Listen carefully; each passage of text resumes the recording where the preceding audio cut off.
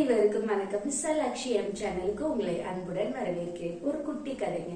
ஒரு ஊர்ல ஒரு முனிவர் வசித்து வராருங்க. அந்த ஊர்ல இருக்க ஒரு பெண்மணி தன்னோட பக்கத்து வீட்டுல இருக்க குழந்தை உடம்பு சரியில்லாம இருக்கிறத பார்த்து அந்த முனிவரை போய் அழைச்சிட்டு வந்து அந்த குழந்தைய ஆசீர்வதிக்க சொல்றாரு. அப்போ அந்த குழந்தைய ஆசீர்வதிக்கிறதுக்காக அந்த முனிவரும் வராருங்க. அப்போ மக்கள் எல்லாம் கூடி நின்று பாக்குறாங்க. இந்த குழந்தைக்கு பல விதத்துல வைத்தியம் பார்த்து குணமாகவே இல்லை. இந்த முனிவர் என்ன சொல்லி குணமாக்க போறாரு அப்படின்னு ஆவலா பாக்குறாருங்க. முனிவரும் அந்த குழந்தைக்கு முன்னாடி நின்று அந்த குழந்தை குணமாகணும்னு பிரார்த்தனை செஞ்சு ஆசீர்வதிக்கிறாருங்க.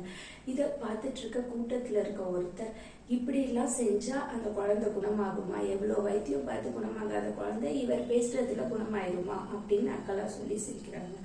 இதை கேட்ட அந்த முனிவர் கோவம் முட்டாளே, இத பத்திலாம் உனக்கு என்ன தெரியும் அப்படின்னு கோவமா பேசுறாருங்க.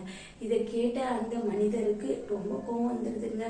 என்ன எல்லாரும் முன்னாடி நம்மள இந்த முனிவர் அவமானப்படுத்திட்டாரு, இவரை திட்டி தீர்த்தணும் அப்படின்னு கோவமா போறாருங்க. அப்போ முனிவர் அந்த மனிதர்கிட்ட புன்முறுவலோட சொல்றாருங்க, உனக்கு ஒரு விஷயம் புரியுதா?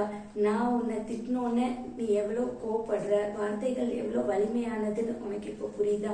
இதே மாதிரிதான் அந்த குழந்தை நல்லாகணும்னு நான் வார்த்தைகளால பிரார்த்தனை பண்றேன், அப்ப அதுவும் பழிக்கும் தானே அப்படின்னு அந்த மனிதர்கிட்ட கேக்குறாங்க.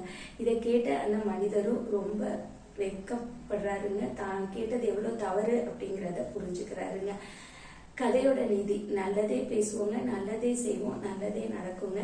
மீண்டும் அடுத்த ஒரு பயனுள்ள வீடியோவில் உங்களை சந்திக்கும் வரை உங்களிடமிருந்து விடைபெறுவது என்றென்றும் உங்கள் நலம் விரும்பும் தெய்வானை மணிகண்டன். நன்றி, வணக்கம், வாழ்க வளமுடன்.